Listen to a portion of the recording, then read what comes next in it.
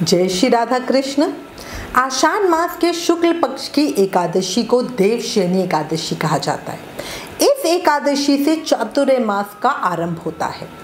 इस अवधि में कोई भी शुभ कार्य जैसे विवाह, मुंडन, मांगलिक कार्य, कुछ भी गृह प्रवेश वगैरह नहीं किया जाता। मान्यता है इस दिन से भगवान श्री हरि विष्णु क्षीर सागर में 4 महीनों के लिए शयन करते हैं और फिर 4 महीनों के बाद वो देव उठनी एकादशी पे उठते हैं। उसके बाद से देव उठनी एकादशी से ही शुभ मांगलिक कार्य शुरू होते हैं और जो ये समय अवधि, ये जो बीच का अंतराल होता है, इसे ही चातुर्य मास कहते हैं। देवशयनी एकादशी को देवशयनी एकादशी, महा एकादशी, थोली एकादशी तेलुगु में कहते हैं, हरि देवशयनी एकादशी, पद्मनाभा एकादशी, शयनी एकादशी, प्रबोधनी एकादशी आदि विभिन्न नामों से जाना जाता है। अब आज इस वीडियो में आपको देवशयनी एकादशी की 1, 2 नहीं 3 पौराणिक कथाएं बताती हूँ। बहुत ही पावन और फलकारी है। पूजा के बाद इसे जरूर सुनना। सुनने मात्र से ठाकुर जी आप पे प्रसन्न होंगे और यज्ञ का फल आपको मिलेगा। कथा शुरू करने से पहले हाथ में फूल, तिल और दक्षिणा रखकर ही कथा सुनना। सबसे पहले एक जयकारा, बोले लक्ष्मी नारायण भगवान की जय, एकादशी माता की जय, सभी देवी देवताओं की जय। आषाढ़ मास के शुक्ल पक्ष की देवशयनी एकादशी व्रत कथा का वर्णन हमें ब्रह्मवैवर्त पुराण में मिलता है। इस एकादशी के व्रत से मनुष्य की सभी इच्छाएं पूरी हो जाती हैं। एक समय धर्मराज युधिष्ठिर ने भगवान श्री कृष्ण से कहा, हे केशव, आषाढ़ माह के शुक्ल पक्ष की एकादशी का क्या नाम है? इस व्रत के करने की विधि क्या है और किस देवता का पूजन किया जाता है? कृपया विस्तार पूर्वक सब मुझसे कहिए। श्री कृष्ण बोले, हे युधिष्ठिर, जिस कथा को ब्रह्मा जी ने नारद जी से कहा था वही मैं तुमसे कहता हूँ। एक समय नारद जी ने ब्रह्मा जी से यही प्रश्न किया था। ब्रह्मा जी और नारद जी का संवाद हमें भविष्य नारद पुराण में भी मिलता है। नारद जी के प्रश्न सुनकर ब्रह्मा जी ने उत्तर दिया, हे नारद, तुमने कलयुगी जीवों के उद्धार के लिए बहुत उत्तम प्रश्न किया है, क्योंकि देवशयनी एकादशी का व्रत सब व्रतों में उत्तम है। इस व्रत से समस्त पाप नष्ट हो जाते हैं और जो मनुष्य इस व्रत को नहीं करते वो नरकामी होते हैं। इस व्रत के करने से भगवान विष्णु प्रसन्न होते हैं। इस एकादशी का नाम पदा है। अब मैं तुमसे एक पौराणिक कहानी कहता हूँ, तुम ध्यान से मन लगा के सुनो। सूर्य वंश में मधांता नाम के एक चक्रवर्ती राजा थे जो सत्यवादी और महाप्रतापी थे। वे अपनी प्रजा का पुत्र की भांति पालन करते थे। उनकी सारी प्रजा धन धान्य से भरपूर और बहुत सुखी थी। उनके राज्य में कभी अकाल नहीं पड़ता था। प्रजा में सभी उत्तम वैष्णव थे। सभी भक्ति, पूजा, सत्कर्म करते थे। कहा गया है कि जब राजा उत्तम हो तो प्रजा भी सुखी ही होती है, किंतु भविष्य में क्या हो जाए ये कोई नहीं जानता। वो सब इस बात से अनजान थे कि उनके राज्य में जल्दी ही भयानक अकाल पड़ने वाला है। एक समय उस उत्तम राजा के राज्य में 3 वर्ष तक वर्षा नहीं हुई और भयानक अकाल पड़ गया। कहीं वर्षा नहीं हुई, अन्न की पैदावार बंद हो गई, प्रजा अन्न की कमी से बहुत दुखी हुई और लोग मरने लगे। अन्न के ना होने से राज्य में यज्ञ आदि सत्कर्म भी बंद हो गए। इस अकाल से चारों ओर त्राही त्राही मच गई। धर्म पक्ष के यज्ञ, हवन, पिंडदान, कथा, व्रत आदि में भी कमी हो गई। कहते हैं ना, मनुष्य पे जब मुसीबत पड़ी हो तो धार्मिक कार्यों में प्राणी की रुचि कहाँ रह जाती है। ऐसा ही वहां की प्रजा का हाल था। एक दिन प्रजा के सभी लोग राजा के पास जाकर कहने लगे, हे महाराज, सारी प्रजा त्राही त्राही कर रही है क्योंकि समस्त विश्व की सृष्टि का कारण वर्षा है।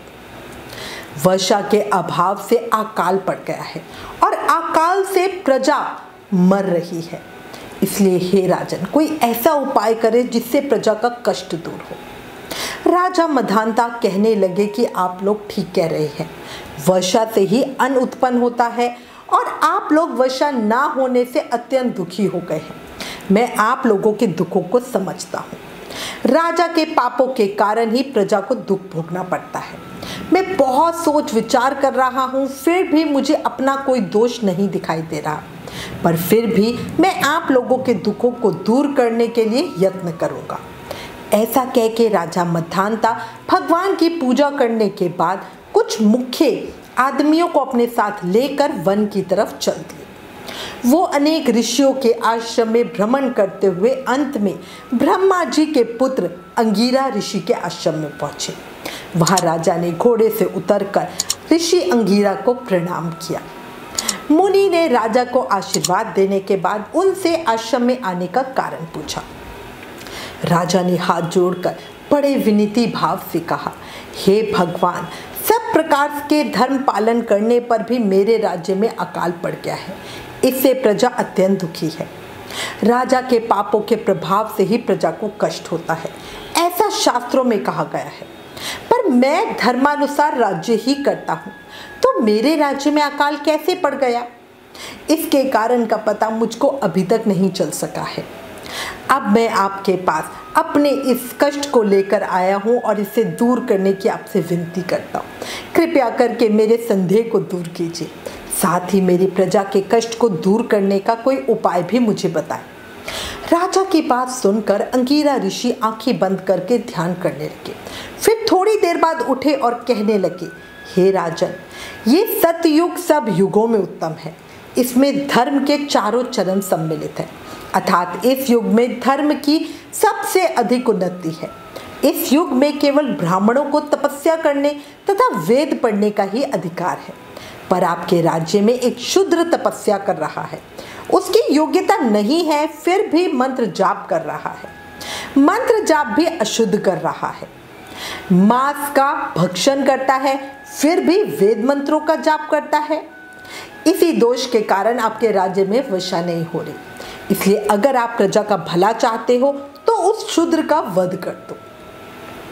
ऋषि के वचन सुनकर राजा ने कहा, हे मुनिश्रेष्ठ, मैं उस निरपराध तप करने वाले शूद्र को मार नहीं सकता। किसी निर्दोष मनुष्य की हत्या करना मेरे नियमों के विरुद्ध है और मेरी आत्मा इसे किसी भी स्थिति में स्वीकार नहीं करेगी। आप इस दोष से मुक्ति का कोई अन्य उपाय मुझे बताएं।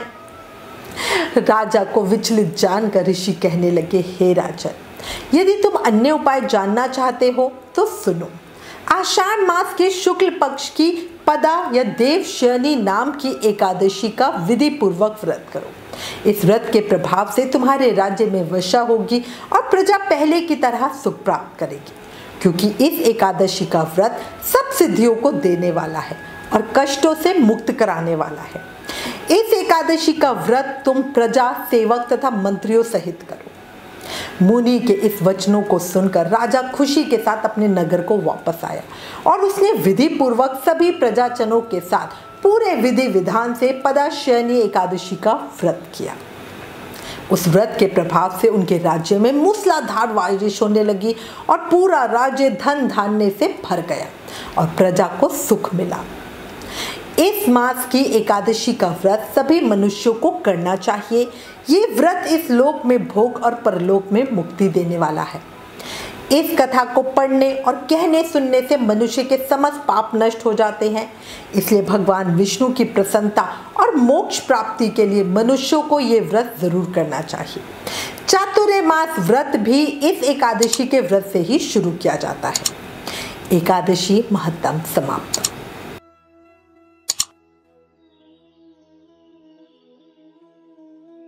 आपको देवशयनी एकादशी की दूसरी पौराणिक महाकथा बताती हूँ। शिव महापुराण के अनुसार दैत्यों का राजा दंभ विष्णु भक्त था। विवाह के कई वर्षों बाद भी जब उसे कोई संतान नहीं हुई तो उसने शुक्राचार्य को अपना गुरु बनाकर श्री कृष्ण मंत्र प्राप्त किया। इस मंत्र को पाने के बाद उसने पुष्कर सरोवर में घोर तप किया। उसके तप से प्रसन्न होकर भगवान विष्णु ने उन्हें संतान प्राप्ति का वरदान दिया। भगवान विष्णु के वरदान से दंभ को पुत्र हुआ। उसने उसका नाम शंखचूड़ रखा। शंखचूड़ ने बड़ा होने पर ब्रह्मा जी को प्रसन्न करने के लिए पुष्कर में घोर तपस्या की। उसके तप से प्रसन्न होकर ब्रह्मा जी ने उसे वरदान मांगने को कहा। शंखचूड़ ने ब्रह्मा जी से कहा कि उसे देवता भी ना मार पाए और वो अजर अमर रहे। ब्रह्मा जी ने उससे कहा कि तुम अजर अमर तो नहीं हो सकते, लेकिन तुम्हारी मृत्यु विशेष परिस्थितियों में बहुत मुश्किल से होगी। वरदान पाकर शंखचूड़ के अत्याचार बढ़ गए। हार कर सभी देवता भगवान विष्णु की शरण में गए और शंखचूड़ के अत्याचारों से मुक्ति दिलाने की प्रार्थना की। भगवान विष्णु के साथ सब भगवान शंकर के पास गए। भगवान विष्णु की सहायता से भगवान शंकर ने शंखचूड़ का व्रत किया। जिस दिन शंखचूड़ का वध हुआ उस दिन आषाढ़ मास की एकादशी थी। शंखचूड़ की मृत्यु के बाद भगवान विष्णु शयन करने के लिए क्षीर सागर चले गए। भगवान विष्णु के शयन के लिए जाने के कारण इसे हरिशयनी एकादशी और देवशयनी एकादशी कहा जाता है। भगवान विष्णु के शयन के लिए जाने से सृष्टि के पालन का कार्य भगवान शंकर ने अपने ऊपर ले लिया। देवशयनी एकादशी के बाद सावन का महीना शुरू हो जाता है, जिसमें शिव पूजा का विधान है। यही समय चातुर्य मास का होता है, जिसमें साधु सन्यासी एक स्थान पर ही रहते हैं। ऐसी पौराणिक मान्यता है कि चातुर्य मास के दौरान समस्त तीर्थ ब्रज में आ जाते हैं, इसलिए इस समय में ब्रज की यात्रा करना बड़ा फलकारी और पुण्यदायी माना गया है।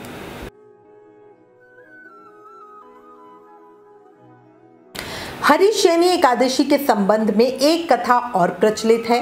राजा बलि ने जब वामन अवतार भगवान विष्णु को अपना सर्वस्व दान दे दिया तो भगवान ने उन्हें पाताल लोक में रहने को कहा और वरदान मांगने के लिए कहा।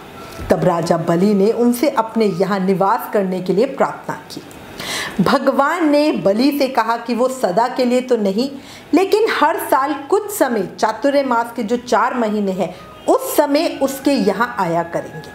तब से भगवान विष्णु राजा बलि को दिए गए वचन का पालन करने के लिए हर साल चातुर्य मास में पाताल लोक में शयन करने के लिए जाते हैं। ब्रह्मवैवर्त पुराण में देवशयनी एकादशी के विशेष महत्व का वर्णन किया गया है। इस व्रत से प्राणी की समस्त मनोकामनाएं पूरी होती है, व्रती के सारे पाप नष्ट हो जाते हैं।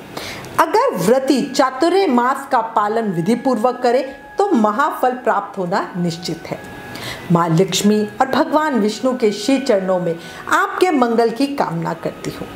हे दीनानाथ, दीन दयालु, कृपा के सागर, इस कहानी को कहते सुनते हुकारा भरते सब पर अपनी कृपा बनाए रखना।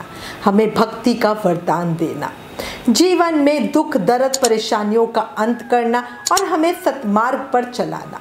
बोला लक्ष्मीपति भगवान विष्णु की जय। एकादशी माता की जय।